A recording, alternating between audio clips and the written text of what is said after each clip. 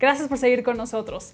Con motivo de la conmemoración de la Revolución Mexicana, el día de hoy tenemos como invitada a Arlene Ramírez, profesora del Tecnológico de Monterrey, Campus Toluca, que hoy nos va a hablar un poco más acerca de este acontecimiento. Bienvenida, Arlene, ¿cómo estás? Hola, Elisa, buenas tardes. Oye, a ver, platícanos un poco cómo surgió este proceso armado que dio lugar a lo que hoy conocemos como la Revolución Mexicana. Bueno, a partir de la presidencia extendida de Porfirio Díaz, ¿no? La población empezó a sentir no solamente el yugo de la explotación en cuestión laboral, sino también en una exageración, digamos, de los gastos del gobierno.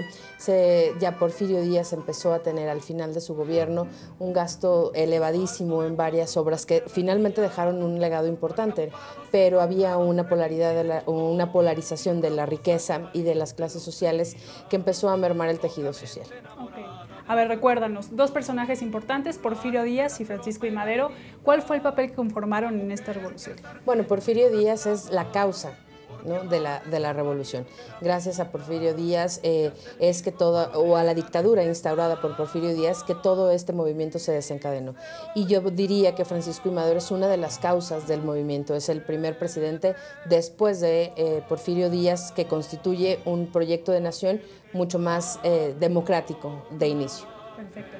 También, ¿cuál fue el papel de Estados Unidos en este conflicto revolucionario? Bueno, marca el inicio de la relación bilateral México-Estados Unidos, aunque ya teníamos nosotros una relación diplomática y un encuentro diplomático con Estados Unidos. Finalmente, este movimiento revolucionario pone de manifiesto el interés del presidente Woodrow Wilson en marcar una tendencia de línea exterior o de política exterior y marcadísimo la política del patio trasero. Ok, muy bien. También, ¿qué nos puedes decir? ¿Cuál crees que haya sido el legado que nos dejaron estos héroes después de todo este conflicto? Bueno, indudablemente la Constitución. Nosotros seguimos teniendo desde el día o hasta el día de hoy la Constitución de 1917. El orden constitucional y sobre todo el respeto a las garantías individuales, ese es el mayor legado que ha dejado la revolución. Ok, perfecto. Y ahora es muy interesante pensar en cómo vivió el mexicano este conflicto armado, esta revolución. ¿Cómo crees? Mira, fíjate que Porfirio Díaz se preocupó mucho por darle a México un lugar en la modernidad. Hay que recordar que al inicio del siglo XX estaba en pleno esplendor la modernidad y a México le tocó un lugar muy importante gracias a Porfirio Díaz. Sin embargo, otra parte de la población estaba muy empobrecida. Los obreros, los campesinos vivieron justamente esta revolución que algunos historiadores más que revolución le llaman guerra civil, ¿no? Porque no cambia de tajo el orden económico, político y social. Sin embargo, sí le da un sentimiento de ser atendidos a esta población que de alguna manera había estado bastante limitada en recursos y muy explotada. Ahora, yo creo que es también interesante saber qué papel tuvieron las mujeres en esta gesta revolucionaria.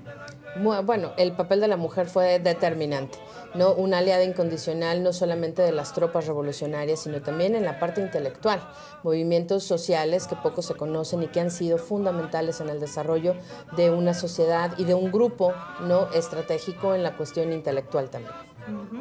Oye, después de los grandes caudillos, un México diferente surgió después de la Revolución. ¿Cómo encajan los expresidentes Plutarco Elías Calles y tiempo después el presidente Lázaro Cárdenas? Bueno, a ellos les toca comenzar el orden presidencial, pero también el orden político en México. Sin lugar a dudas son presidentes muy, muy importantes en la construcción de un nuevo proyecto de nación.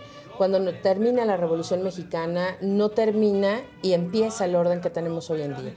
Comenzamos a ver más bien un orden que se empieza a gestar a partir del presidente Plutarco Elías Calles y luego posteriormente, como bien lo apuntas, con el presidente Lázaro Cárdenas, que es uno de los grandes presidentes que ha tenido México en su historia moderna. Ok. Ahora, otra de las cosas o los cambios que hubo es en cuestión de la cultura y las artes. ¿Cómo fue esto? Bueno, el movimiento revolucionario se queda plasmado en el arte mexicano.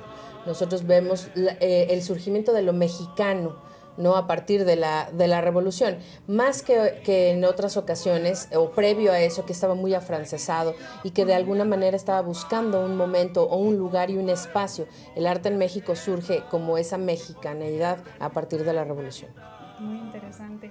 Oye, por último, ¿qué opinión tienes ¿Tú crees que sigue viva la revolución? ¿Este 20 de noviembre realmente lo vivimos los mexicanos? Yo creo que no. Yo creo que tendríamos que rescatar no solamente no necesariamente esos ideales de 1910, porque México se ha transformado, ha tenido grandes avances, tenemos cosas extraordinarias que celebrar, pero sobre todo tenemos que recordar que el proyecto de nación sigue en construcción y que somos los ciudadanos con responsabilidad social, con una verdadera ciudadanía, no con una ética profunda y arraigada, quienes construimos ese proceso y ese proyecto de nación. Tendríamos que estar celebrando más que solamente el puente o un día de asueto, tendríamos que estar celebrando el proyecto de nación que vivimos y que por supuesto ha evolucionado y ha tenido grandes avances en estos años. Ok, nada más por último, ¿crees que deberíamos de estudiarlo un poquito más o cuál es la manera moderna de seguir viviendo el 20 de noviembre? Claro, yo creo que tenemos que saber primero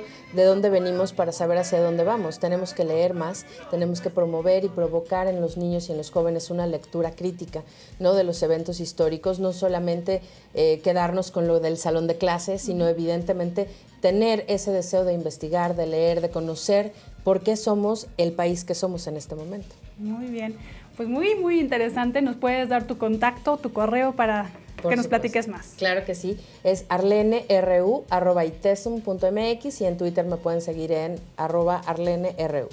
Muchísimas gracias, Arlene. Muchas gracias, Elisa.